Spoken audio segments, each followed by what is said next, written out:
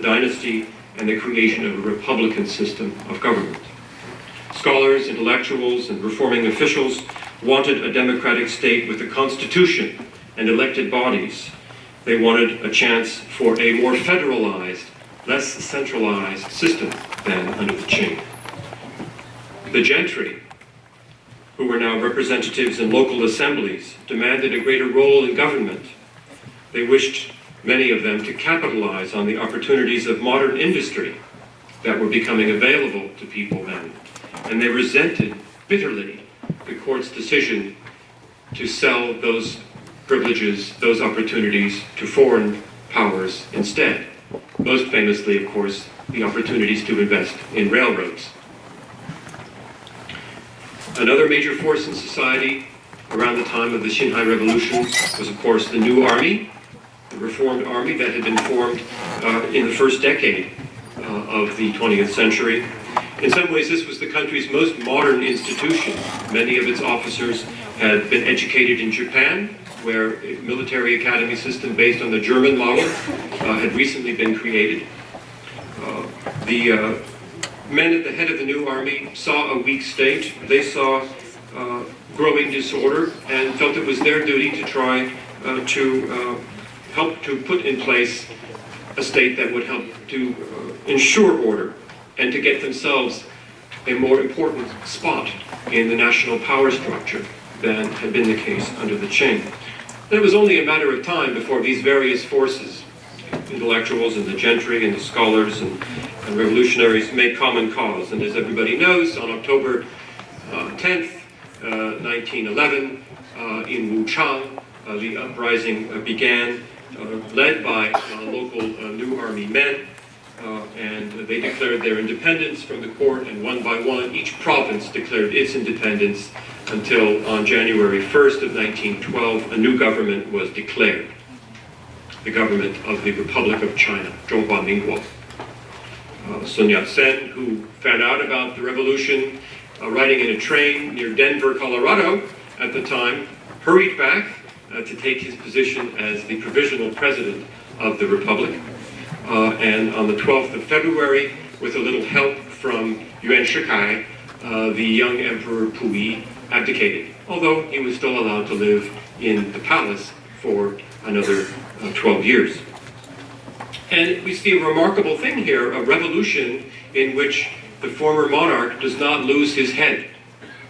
This doesn't happen very often in history. And it's one of the very unusual things, I think, about the revolution in China. Many scholars, though, have asked how really revolutionary was the 1911 revolution. It was politically revolutionary in many ways. The imperial system ended. Sovereignty was taken out of the hands of a single family and placed into the hands of the people themselves, at least in name. And this idea does seem to have taken hold. Most of you, of course, will know that in 1915, Yuan Shikai tries to establish himself as emperor. And this is a miserable failure. The Hongxian emperor, nobody ever paid any attention to him. And all the China he ordered has ended up just in personal collections. Otherwise, though, 1911 doesn't really look all that revolutionary when you compare it to other revolutions. The land holding system of the Qing dynasty was more or less left intact. Social order was pretty much untouched. Peasant concerns were left unaddressed. China's international position remained very, very weak. Militarily, the country remained quite fragmented. So in these ways, the revolution really didn't go that far towards solving the problems that the country faced in this time of crisis. And the debacle of early governments of the Republic of China culminated, of course, in the loss of central control and the division of the country between various generals for about 10 years, until the country was pretty much unified then under Chiang Kai-shek, Jiang Jieshi, in 1927-28. Until then, though, you have a country that is quite disunified. And we talk about this as a period of chaos, the warlord period. It's generally thought of as a kind of a low watermark But from the cultural point of view, this is actually a golden era in modern Chinese history. This is the era of May 4th. This is the era when all kinds of new forms of writing and expression found their way onto a public stage. We see the first kind of popular patriotic movement of students in the May 4th era. One of many such movements that took place throughout the 20th century, the last one, of course, in 1989.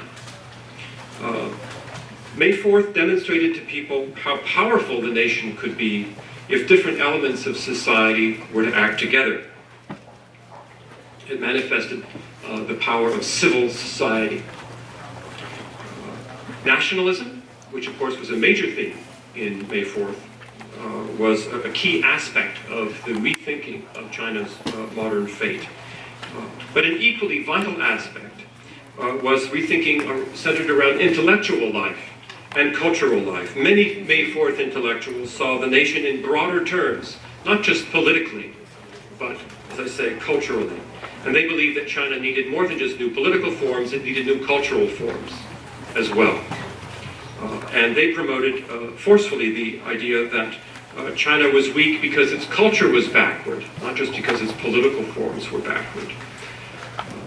The idea spread among many of them that nothing had really changed, that there was only the appearance of change, that the victory of the Republican idea was not a real victory, that the revolution of 1911 was a sham revolution, and that the country was still unable to face its problems directly, and that it was indulging instead in self-delusion, looking to the past for reassurance that it was still a great country, when in fact the present reality was very different, telling a very different story. You'll recognize this as the main theme of the story of A Q Zhuangzhuan. This is what A Q is entirely about. This is what I teach my students. So it's quite a paradox then that nationalism came at the same time as an abiding pessimism and worry about the Chinese national character, which Luxun particularly was very fond of criticizing. It wasn't just outsiders criticizing China. Chinese began to criticize themselves. And there was an urgent need, many people felt, to rethink everything. What did it mean to be Chinese? What did it mean to be modern and Chinese? This remains a question, I believe, even today. However one approached it, however one chose to answer it, the problems being considered were not so different, I think. How to outfit the country politically, culturally, for survival. What should be retained from the past? What elements of the Western tradition should we borrow? What can we take from our own tradition? What, as I say,